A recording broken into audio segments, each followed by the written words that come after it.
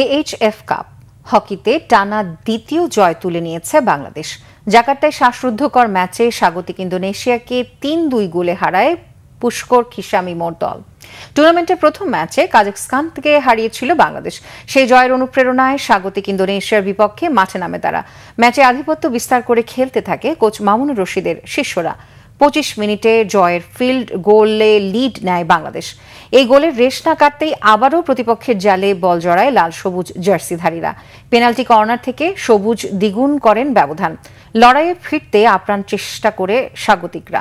প্রথমার্ধে একটি গোল শোধ করে তারা। ২-১ পিছিয়ে থাকা ইন্দোনেশিয়া দ্বিতীয়ার্ধে দারুণভাবে ম্যাচে ফেরে।